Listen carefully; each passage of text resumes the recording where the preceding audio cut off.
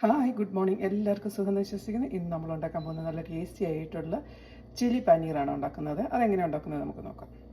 Hi, ഇന്ന് നമ്മൾ ഉണ്ടാക്കാൻ പോകുന്നത് ഒരു ചില്ലി പനീറാണ്.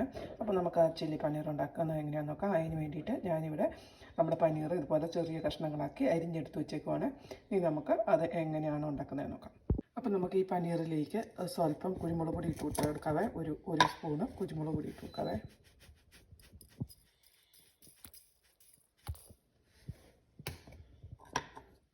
ഇനി നമുക്ക് ഒരു സ്പൂണ് ഒരു മൂന്ന് സ്പൂണ് കോൺഫ്ലവർ ഇട്ട് കൊടുക്കാവേ. അപ്പോൾ ആ ഇത് 3 സ്പൂണ്. ഇനി നമുക്ക് ഇത് നന്നായിട്ട് ഒരു സ്പൂൺ ഉപയോഗിച്ച് ഒന്ന് ഇളക്കി യോജിപ്പിച്ചെടുക്കണം.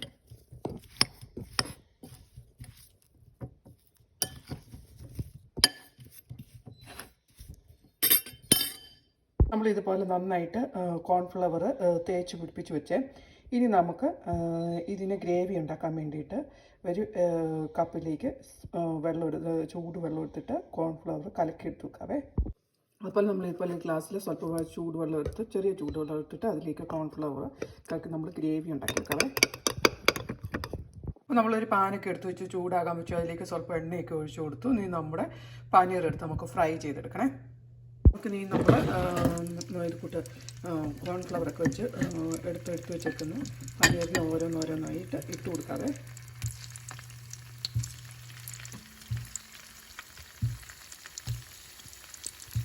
പനീറെല്ലാം ഇതുപോലെ ഇട്ട് കൊടുത്തു. ഇതുപോലെ ഇത് ഓരോ വശങ്ങൾ വേകുന്നതനുസരിച്ച് നമുക്ക് മറിച്ചിട്ട് കൊടുക്കണേ. ഓരോ പനീറുകളും മറിച്ചിട്ട് കൊടുക്കാതെ.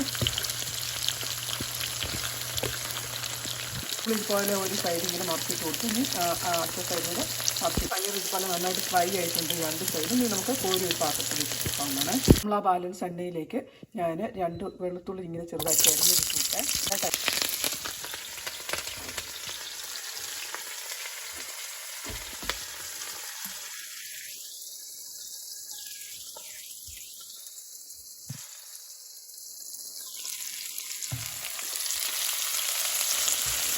ഇതുപോലെ അരിഞ്ഞ് വെച്ചേക്കുന്ന ഉള്ളി ഇട്ട് കൊടുക്കാവേ. ഇനി നമ്മൾ അതിലേക്ക് ഇതുപോലെ ഒരു ക്യാപ്സിക്കം അരിഞ്ഞിട്ട് കൊടുക്കാവേ.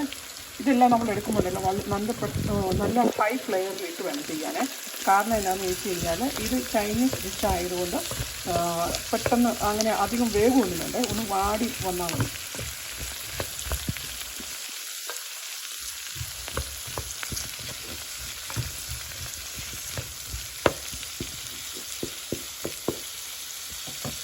സ്പൂണ് ഗരം മസാല ഇട്ടിട്ട്, സ്പൂണ് ചില്ലി പൗഡർ, ഒരു സ്പൂണ് കുരുമുളക് പൊടി ഇട്ട് കൊടുത്തേ. ആവശ്യത്തിന് ഉപ്പ്. അധികം ഉപ്പ് ചേർക്കല്ലേ, കാരണം എന്താണെന്ന് വെച്ച് കഴിഞ്ഞാൽ സോയ സോസും ഇതൊക്കെ ഒഴിക്കുമ്പോൾ അതിൻ്റെ ഉപ്പ് ഇതെല്ലാം നമുക്കൊന്ന് ഇളക്കി യോജിപ്പിക്കാവേ.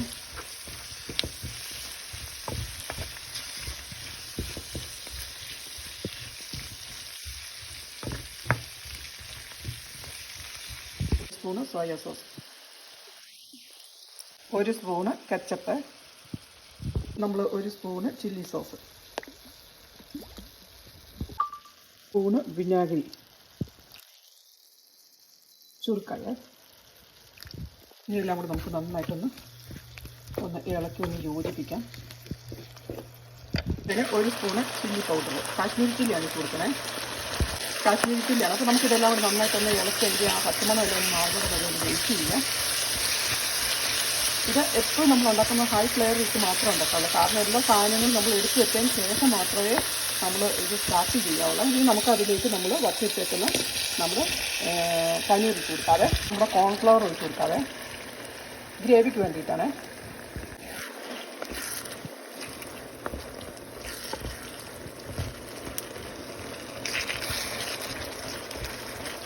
അപ്പം നമ്മുടെ നല്ല ടേസ്റ്റി ആയിട്ടുള്ള ചില്ലി പനീർ ഇവിടെ റെഡി ആയിട്ടുണ്ട്. ഇനി നമുക്ക് സെർവിങ് പ്ലേറ്റിലേക്ക് മാറ്റാവുന്നതാണ്.